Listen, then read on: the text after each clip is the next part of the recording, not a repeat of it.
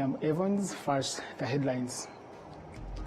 A group of young Rwandans living in South Africa is in Rwanda for a 10-day visit aimed at reconnecting with their homeland, learning about its history and witnessing the country's progress in development. While the private sector federation in Rwanda is calling on its members to strengthen efforts aimed at equipping citizens with knowledge and skills to use technology. On the international scene, Pakistan has launched a survey to assess the trail of the destruction left behind by devastating floods, which have left more than 1,000 people dead.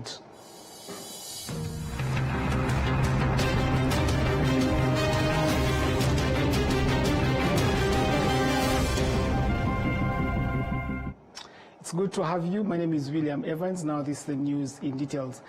A group of young Rwandans living in South Africa is in Rwanda for a 10-day visit aimed at reconnecting with their homeland, learning about its history and witnessing the country's progress in development. They say they are impressed by how far Rwanda has come and by the security the country enjoys. We do have details.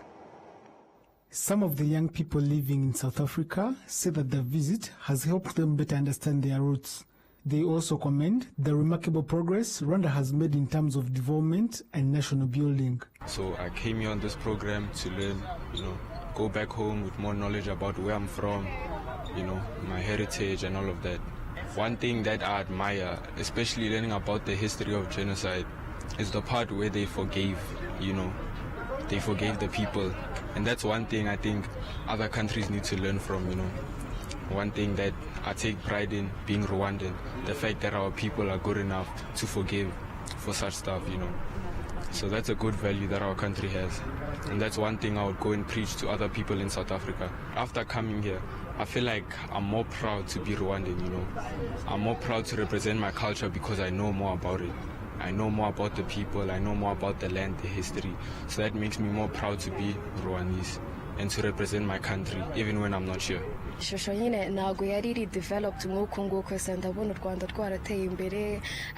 have noticed that Rwanda has over time developed. We have seen a lot of buildings in place and many historical sites.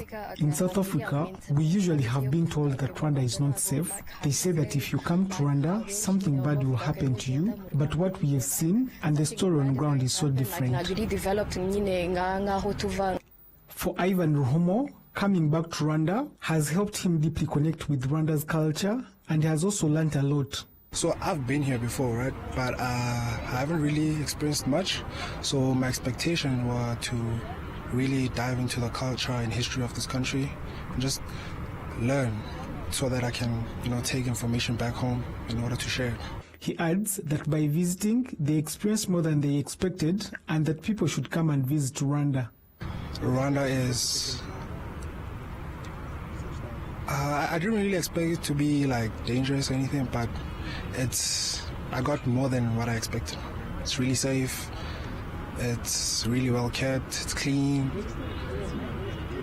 It looks like a good country to live in. People should come visit Rwanda.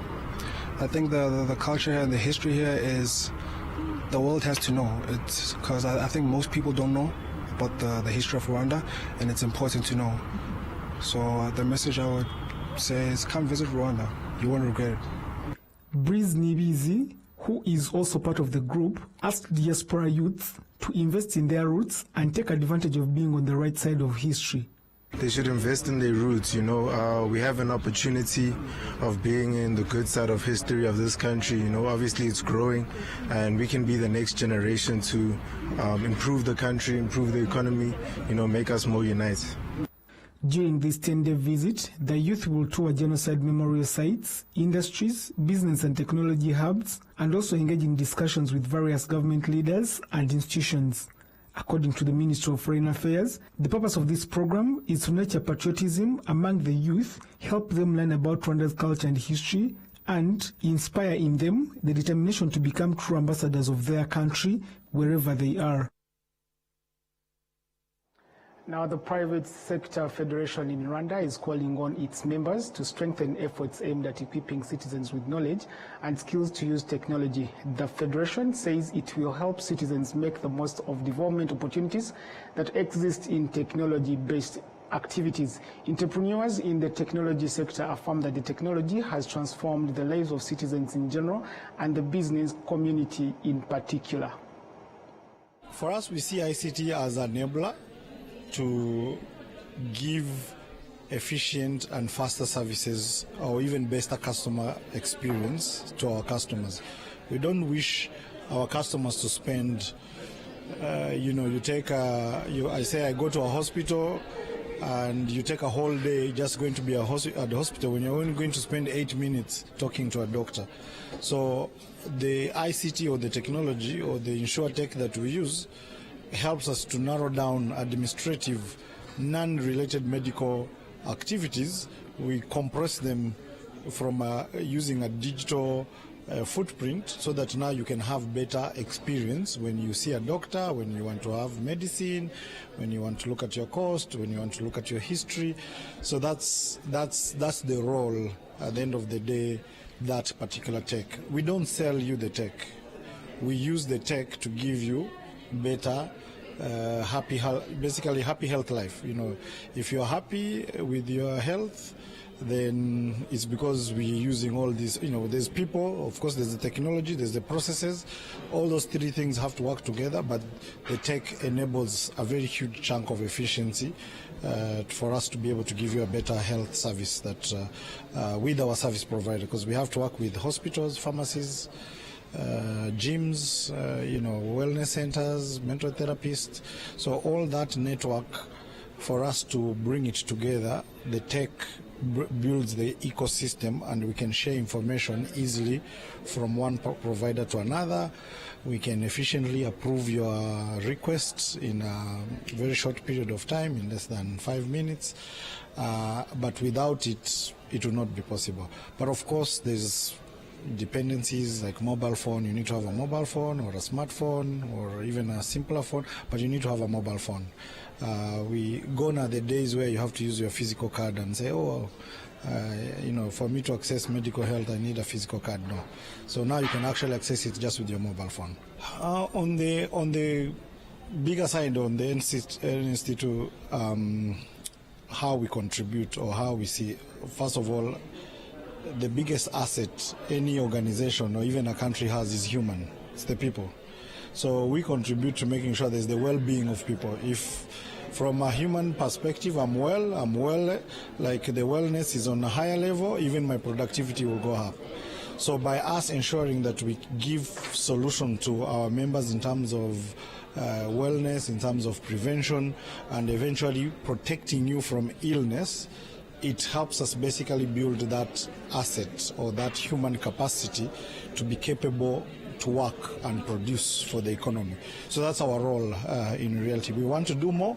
We want to build more affordable services for everyone, or dynamically build services or products that can fit everyone within the economy, within their own risk appetite, because everyone can get sick or can potentially fall sick, but also every person within the economy, also they have a risk appetite, meaning that maybe my capacity or my income can allow me to maybe get medical care in a private hospital or in a public hospital or in a mix. So we can build anything depending on your capacity, on your risk appetite, and as you grow, we can also grow with you and upgrade you to different type of level of services, because if I go to a high-end facility, it's not the same cost if I go to a lower facility. But all the facilities, they have doctors, right? So they will treat me. But maybe you won't have the same medical experience that you want, but you can still get medical facilities. So for us, we can help you in whatever risk appetite that you feel that you can get. So that's our role, to contribute into the human capacity as a country level. Can we have people who are very highly productive? The Federation has so far trained nearly 2,000 young people in technology, and 50% of those trained secure employment within 3 months. Now moving on to Niyibizi Consultrice, a doctor living with disabilities, celebrates the fact that the country has given people with disability the opportunity to pursue their dreams, study and do what they love to empower both themselves and the nation. We do have details on this report. Nivi's conservatrice prepares breakfast before heading to work. After eating, this mother, who is visually impaired, sets off for her job, which is close to where she resides. She is a doctor specializing in human behavior and mental health as a psychologist. However, she says studying to become a doctor was not something easy for someone with visual impairment. Still, she was determined because she believed her disability should not be a major obstacle, knowing that she had the ability to succeed.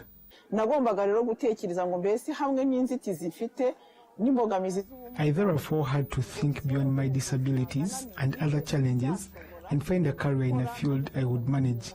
In the Faculty of Medicine at Bulletin University, psychology was the best choice. Many people had told me not to pursue it, saying I will not succeed, including the university's registrar. They told me it is a hard course with mathematics and a lot of other things. However, after the first semester, considering my grades, they told me to continue with it. Nibi, the consulatrice, who is now a mother of one, says that after finishing her studies, many people initially doubted her abilities since she spent several years looking for a job. She adds that the first patient she treated gave her the confidence to fully embrace her profession.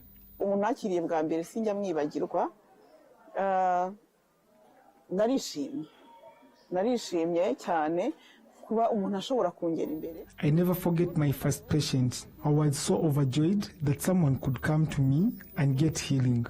This motivated me further to even do much more in this profession. Uwiringimana Malte, a patient we met at the hospital where Nibi's consultatrice works, came in suffering from depression and had even started making harmful decisions. But now, she says she has recovered and feels much better. I came to her as someone who never stopped crying. She helped me as a counselor, and she taught me self-awareness. She also taught me to live with challenges without looking like them. She encouraged me to be strong and gave me hope for life. Uwiringimana Malte adds that the joy she regained through Dr. Nibi's consultatrice shows that people with disabilities should not be excluded because when their talents are supported, they make valuable contribution to the society. She restored my joy, something people without any disabilities gave me. I would like to encourage employers to stop shying away from giving opportunities to people with disabilities because they are equally able. Dr. Nibi's consultatrice says that the opportunities her country has given her as a woman with disabilities clearly shows that the nation cares for everyone. Based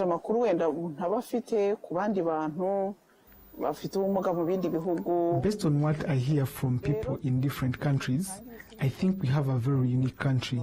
We have been given equal rights and equal opportunities and chances, which is very important. So, we are in a country that provides solutions to us and to women in general, and to those with disabilities, it is a priority. This motivates me into doing my job in the best way there is, so I don't waste my opportunity, but also serve as an example to many other colleagues. The Deputy Director of Nyamata Hospital says that Nibi's consultatrice's contribution goes beyond treating patients. She also works harmoniously with other colleagues.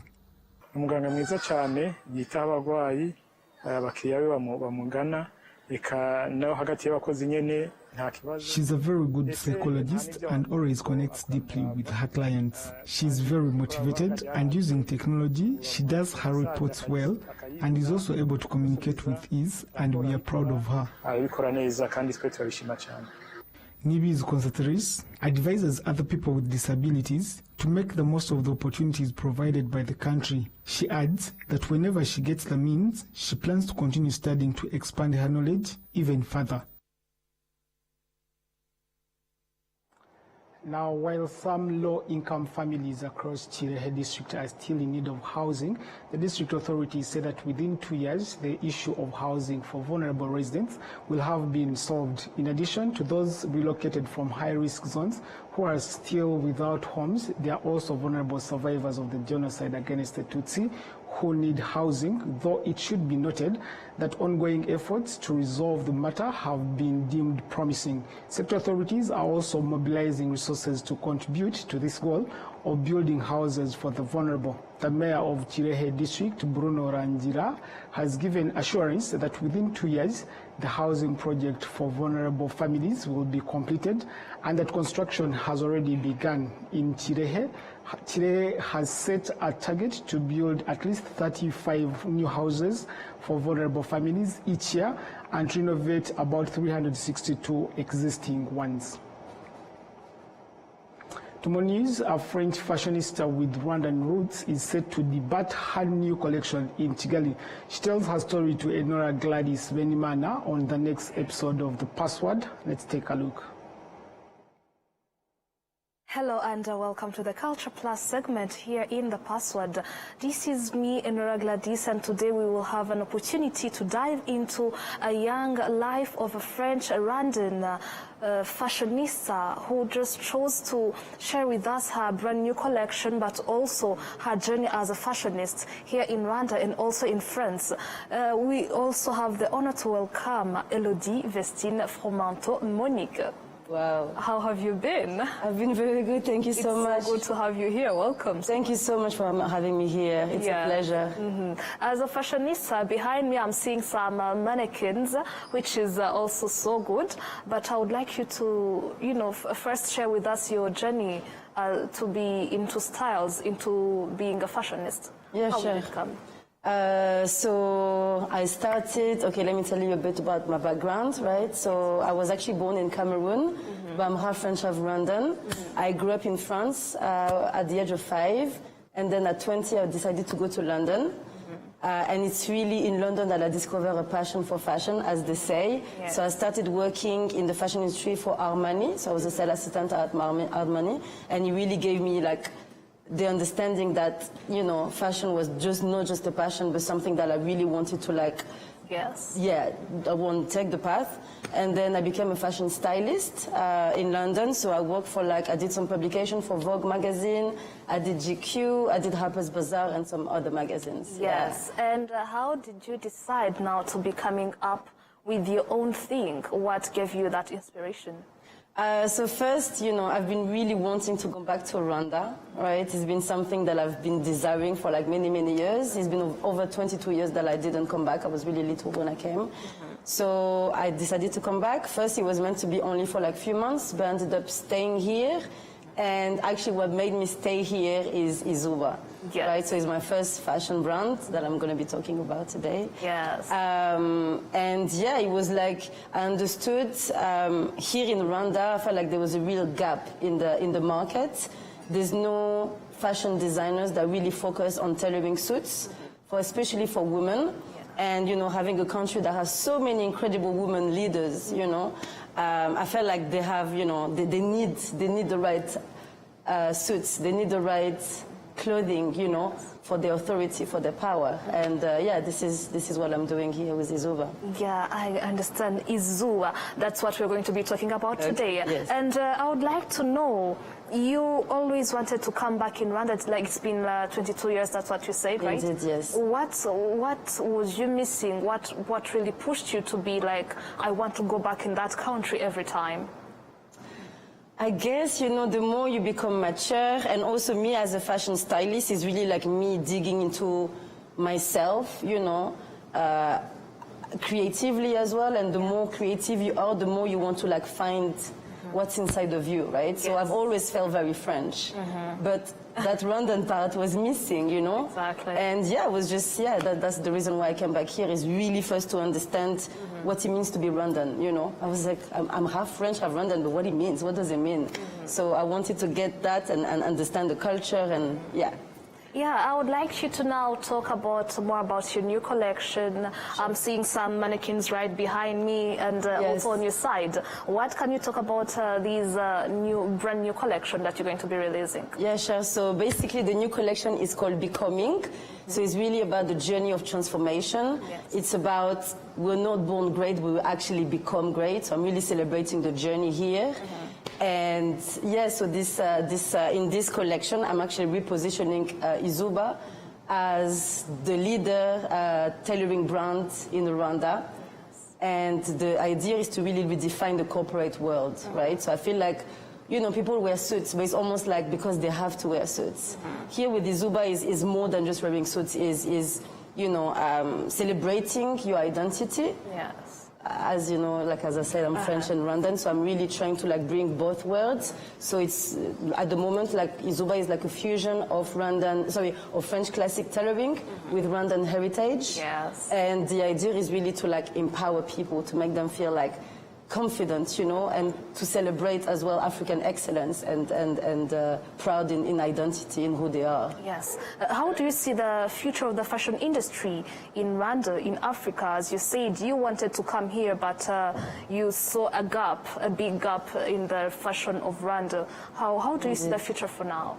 I think it's very promising. I'm super excited to be here. Obviously, Rwanda is still small, right? So I feel like there's a lot to say, hence the gap, you know. There's a lot to say, there's a lot of like things to bring to the fashion industry here. So it's very promising. People say it's the future, but I believe it's actually the present. I believe it's the present and the future.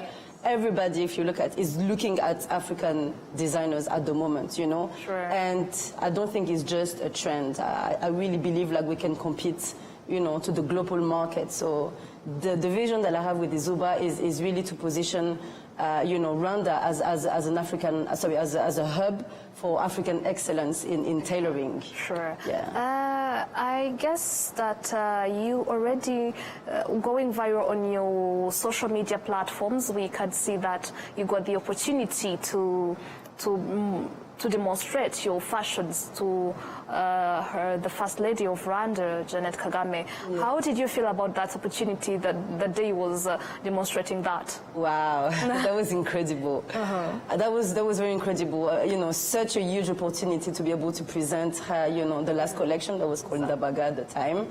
And my heart was beating so much, you know. Yes. But I was so proud of showing her my designs.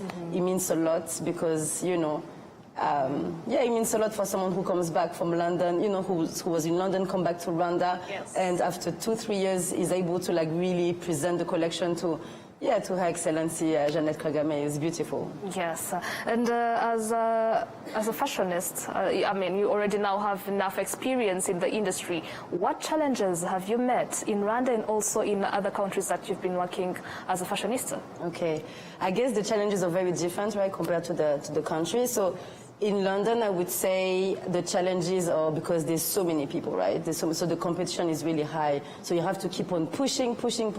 If you miss like a fashion week, it's almost that people will forget about you, right? Yes. So you have to be consistent and constantly working. Here, you also have to be consistent and working, but it's very different. So in Rwanda, the purchasing power is lower, right? So at the moment, I'm actually working with BPN. I'm part of the Topify program. Yeah. So the work that I'm doing with them and with my coach is to really understand the market. Because to create a luxury brand, you know, in Africa, even in Rwanda, is not easy, right? Because, like I said, the purchasing power is lower. Yes. So you really have to find the right market. So I'm trying to understand this market, and especially with this collection, I feel like this is for, you know, women and men in leadership. To make it. Thank you, I hope so. I get this market. Yeah. That's my wish. Yeah, so first is this one, the purchasing power that is lower in Rwanda, and then also the consistency in terms of like fabric sourcing. You know, sometimes you find beautiful fabric, but then eventually it just, you know, is out of stock. Sure. So the solution that I found is I have few numbers like in Dubai that I can call, you know, to make sure that I have consistency in quality for the fabrics, and also with my tailors. Yeah. You know, As concluding, you're a fashionista with experience, of course, but I would like you to give like a password, an advice to the young people who would like to now to be in the fashion industry of Rwanda and also on the African continent. What would you let them know before they start into being the fashionista today? I think they have to be proud of who they are. You know, they have to celebrate the identity. They have to showcase that identity. Do not copy what others do. You know, everybody's very different. Everyone is different, right? So stay true to who you are. Stay focused. Don't be distracted. Yes. And make sure that it's not just about, because some people I think like they might do it for the glam, but trust me, behind the scene, this work is crazy. There's so much work. So you have to really, really be focused and passionate about what you're doing and do it as well, you know, for impact. Sure. Make sure that, you know, you represent your country well, and your idea is to really take your culture, you know, not just in Africa, but, you know, globally. So have a great impact in your vision. Yes.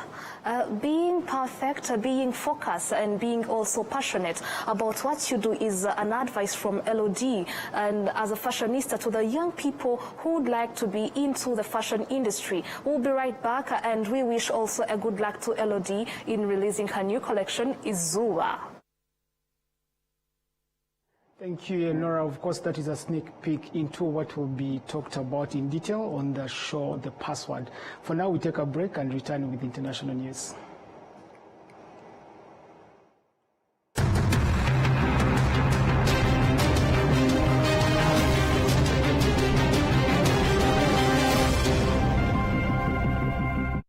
Every journey has a beginning.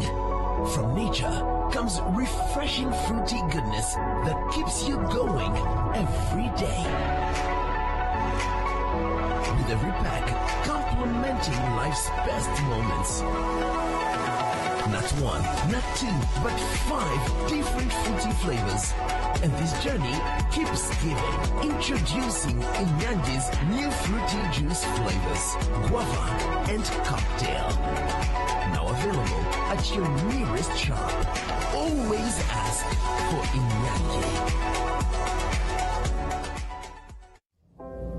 Nyiri muto arababwiraga data bati ntabwo wagira umukamo mwinshi utunze inka imwe, ariko nigeze acika intege. Mama akinjira mu bucuruzi hari abamubwiraga bati ntabwo watera imbere udakorera mu iduka rigezweho, ariko ntibyamusubije inyuma, yakoranaga umwete. Njye muri kaminuza hari abanshidikanyagaho bavuga ko nashobora kaminuza naturuka mu muryango wifashije, ariko byaragiye nanditse amateka mashya.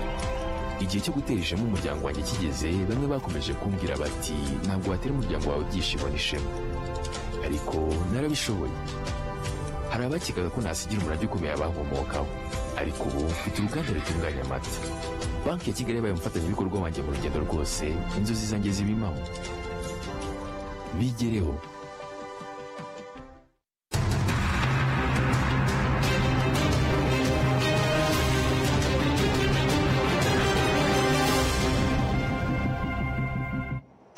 Welcome back. Now let's continue with international news. Pakistan has launched a survey to assess the trail of destruction left behind by devastating floods, which have left more than 1,000 people dead. Hundreds of thousands of homes were damaged in the floods, which began in June. Al Jazeera with the details. Just a few weeks ago, we had to travel to Chandrasinghwala on a rescue boat, as the flood waters engulfed farmlands and entire villages. Most people here were lucky to escape, thanks to the rescue boats. Some are now returning to their homes, many of which have been washed away, while the remaining ones are damaged and uninhabitable. Rukhsana Bibi and her family now live out in the open. Their boundary wall is gone, and the roof over their heads is badly damaged. She says they have received no help so far and wonders how they will be able to recover from their losses. We abandoned our home during the floods. Returning now, it's badly damaged and unsafe. With winter approaching and no help from the government, we fear we won't be able to rebuild. Many families here rely on agriculture by growing corn and rice, but all that is gone. Their only hope is to get help from the authorities, to repair their damaged homes, and to restore their farmlands. The flood waters are receding, and many locals are returning back to their villages with their little belongings that they were able to salvage. But what they find here are unsafe structures, and they will need a lot of time to be able to get back on their feet again. Across the flood-affected areas of the Punjab, the true scale of the damage is clear to see. Entire homes are badly damaged and still standing structures vulnerable to collapse. Some people are struggling to salvage building bricks and whatever that can be used to repair their homes. The government says it is still calculating the cost of the damage, but with winter approaching, tens of thousands of people here are waiting anxiously for help to get back on their feet. Kamal Haider, Al Jazeera, Kasur District, Punjab, Pakistan.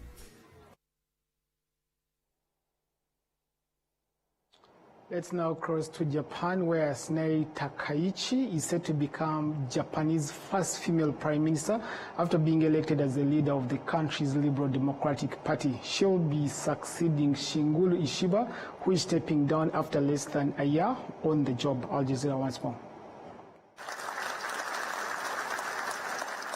Tsunei Takaichi has made history. After winning the leadership contest of the ruling Liberal Democratic Party, she's now set to become Japan's first female prime minister. And she's promising to hit the ground running. I too shall cast aside the idea of work-life balance. Work, work, work. Work I shall. An admirer of the late British PM Margaret Thatcher, Takaichi has climbed to the top of a largely male-dominated political system. First elected in 1993, she's held a range of key positions, including Minister of Economic Security and of Internal Affairs. Now in the top spot, the economy may be her most immediate challenge. Successive prime ministers have struggled to revive Japan's fortunes. And a recent trade deal with the US has seen tariffs imposed on key sectors, including the auto industry. Right now, I believe Japan's economy is in a very fragile state. We'll likely see more companies and related industries affected by Trump's tariffs, and various other challenges may arise as well, including sudden natural disasters. Takaichi comes from the conservative end of the party. She's considered a hawk on China. She's also a regular visitor to the Yasukuni Shrine, a controversial war memorial that Japan's neighbors consider a symbol of militarism. The fact that she has this more nationalist reputation is probably going to make her administration harder to deal with for some of Japan's neighbors. You know, her visits, for example, to the controversial Yasukuni Shrine, which is the war memorial in Japan where a number of war criminals are also interred. This is going to make relations with China, South Korea, other countries that are occupied by Japan more difficult.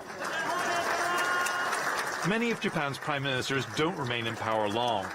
Takaichi's predecessor only served for a little over a year. Takaichi has already made history. The test she faces now is whether she can make a lasting impact. Vincent Monaghan, Al Jazeera. With that report, we come to the end of tonight's bulletin. My name is William Evans. Have a good night, goodbye, and good luck.